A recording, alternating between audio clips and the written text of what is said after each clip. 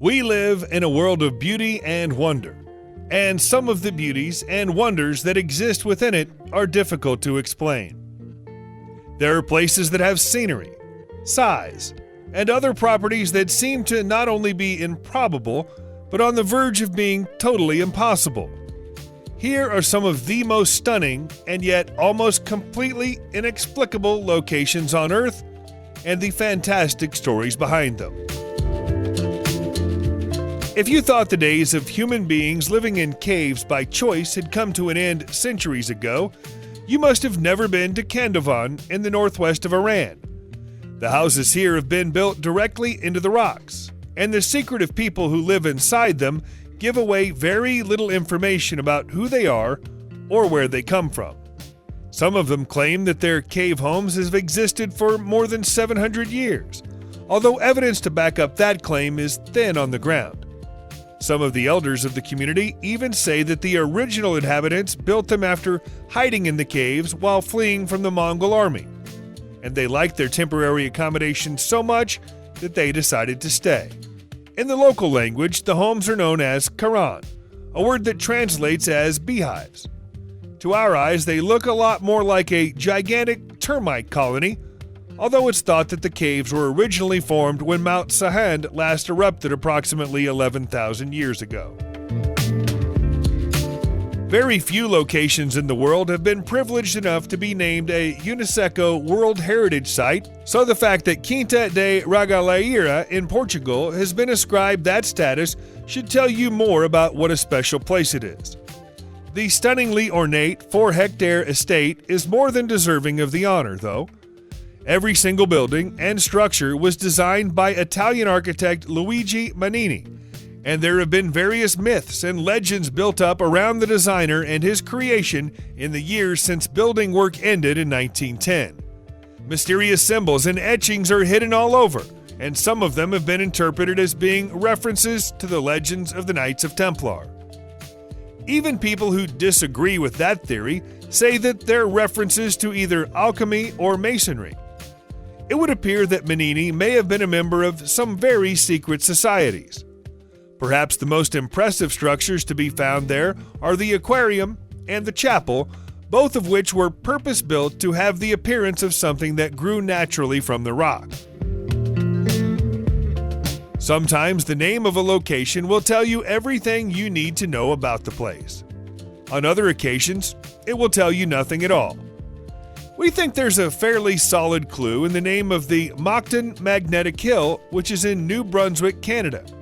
For reasons scientists claim to have been able to explain, the usual laws of gravity don't seem to apply on the hill. When cars began to drive up the hill in the 1930s, drivers began to notice something extremely unusual. When they let go of the brakes at the bottom of the hill and allow their cars to roll, they roll back up the hill. That's not all.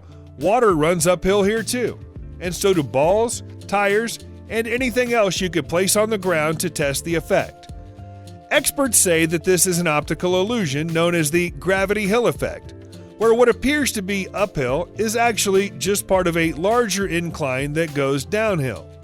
But the explanation doesn't wash with a lot of people. Inevitably, that's led to a lot of stories of ghosts, UFOs, and other mysterious forces at work on the hill. Kurtatinsky Gorge in North Ossetia is one of the most famous areas of natural beauty in all of Russia. But one of the most popular attractions to be found there isn't in any way natural. There's a route you can take through the gorge known as the Miracle Trail, and its best-known feature is a huge sword that's been plunged deep into a rock. Nobody knows how long it's been there, and nobody knows how it got there. The most popular story about it is that it once belonged to a huge hunter who encountered a traveler while walking the length of the trail. He and the traveler were known to each other and were enemies. In fact, the hunter had sworn to kill the traveler if he ever saw him again. The traveler, though, was weak and injured. Instead of attacking him, the hunter reconciled with him and helped him on his way, ending their blood feud by driving his sword into the stone. That's why to some people it's known as the Sword of the Bloodmen. That's likely to be nothing more than a myth, but how did it really get there? Is it nothing more than a fake reference to the legend of King Arthur, or something more profound? In almost every part of the world, there are legends about giants roaming the land in times of antiquity. In some places, there are even hints of evidence that there's more to the tales than just legends. If there were giants, perhaps there were also dwarfs. And if there were dwarfs, they might have gathered together in Mechanick in Iran. Until just over 100 years ago, the average height of a human being living in Mechanick was more than 1.5 feet shorter than the height of humans living everywhere else in Iran. These were small people, and their architecture proves it. This village has existed for 1,500 years, and yet for 1,400 of those years, the average resident was barely 3.5 feet tall. There may be a scientific explanation to this. It would have been hard to raise animals in the hot, dry conditions around Mechanick, so there was little meat and very few vegetables. The Mechanick diet was an unhealthy diet, and that may have led to malnutrition and stunted growth. Only when the 20th century brought roads and cars did the situation change, hence the residents now being larger than they were. The first thing you'll notice when you look at the skyline of Alberobello in Italy is that the rooftops look a lot less flat and square than what you're used to seeing. This is known as the spinning top village of Italy, and it's easy to see why.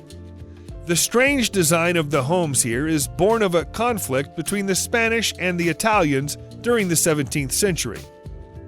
The area was under the control of the Spanish at the time, and the King of Naples had sent tax collectors to Puglia.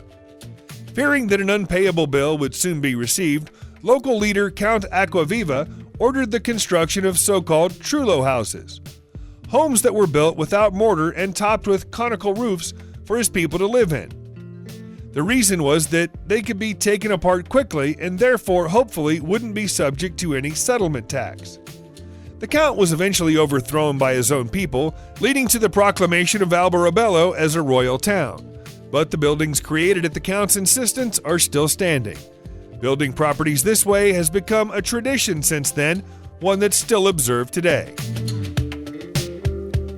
Depending on who you believe, the Whooxi Village in Guiyang, China is one of two things.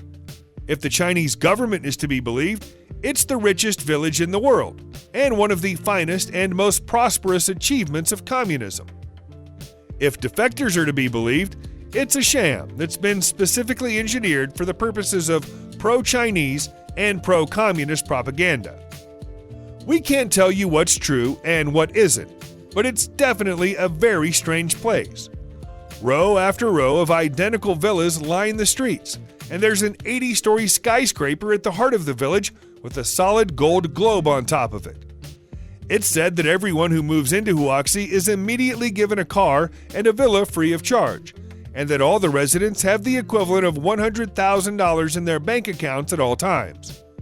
Defectors have claimed that while the villas and cars are real, all the residents work 7 days a week without holidays and are only allowed to keep 30% of their salaries. As an added catch, should any of the residents choose to move away, they lose all the money and possessions they built up while living in Whooxi. There are incredible historical sites all over Peru, some of which date back thousands of years. So it's unsurprising that a few of them get missed by all but the most well-informed of visitors. Hardly anyone knows about the stone prison in the tiny town of Hakira deep in the Peruvian highlands, but it's definitely worth seeing if you ever find yourself in the area.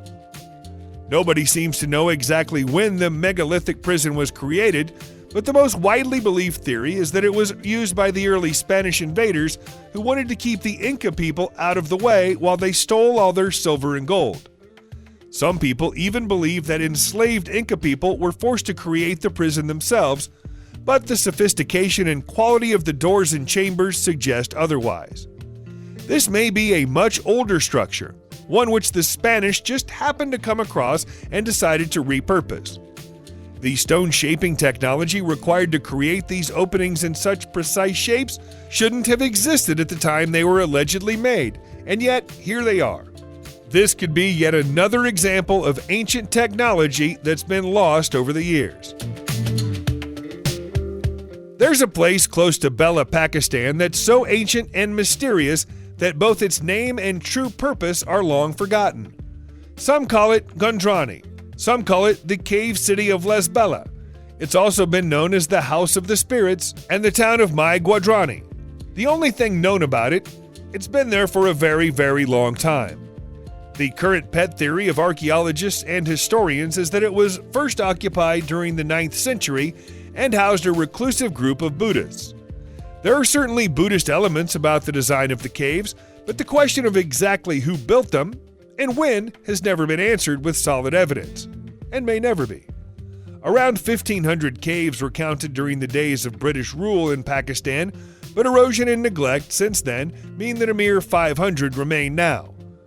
There are several unpleasant myths and legends about the caves, including the idea that a king and his daughter once became trapped there and were tormented by demons, and that the demons of the mountains would consume the souls of anyone who stepped into any of the caves. Perhaps these old superstitions put people off the idea of doing maintenance or conservation work in the area. Once upon a time, Salina Turda was an underground salt mine. Now it's a science fiction theme park. It's an unlikely turn of events for the old mine, which is in Turda, Romania, but it's working out well for the visitors who flock to it and also for the local economy.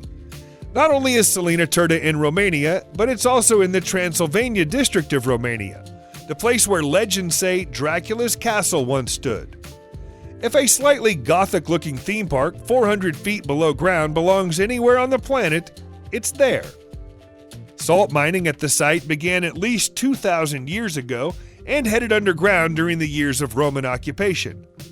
Amazingly, the mine was still open in 1932, and even after that it was used as a bomb shelter during the Second World War. If you can cope with being so far below the safety of the surface, where there was once nothing but salt and tired miners, there's now a full-size Ferris wheel, pool tables, bowling alleys, an amphitheater, and plenty more. You could consider the sculpture garden in Perikkala, Finland, a tribute to the life, work, and visions of sculptor Vieho Ronkanen. But if the eccentric artist style isn't to your taste, you may find that some of what's to be found there may visit you again during your nightmares. He worked on the garden for almost his entire career and never considered it finished, adding pieces to it constantly from the 1960s until almost the day he passed away in 2010. There are more than 500 concrete statues there now, although over 200 of them are allegedly depictions of the artist himself in various yoga poses. Many people have commented that they find the statues quite sinister. Finding out that some of them feature real human teeth makes them even more sinister. The very few works that aren't based on human figures appear to be large, misshapen trees with conical branches. Although he never minded people coming to look at his work, Ronkanen refused to allow any of it to be exhibited outside of his garden and refused almost all requests for interviews. That makes it almost impossible to ascertain what he really meant by all of this. The shining beauty of Freya Nakhon Cave in Thailand is half made by nature and half made by nurture. You'll find the stunning sight in the Sam Roy yacht as the sun passes over the top of this incredible cavern. It shines through a gap in the roof and casts a spotlight onto the floor. It's looked this way for thousands of years, but wasn't noticed by anybody until a local nobleman abandoned his ship during stormy weather, crawled his way to the land, and used the cave for shelter. He had never seen anything like it.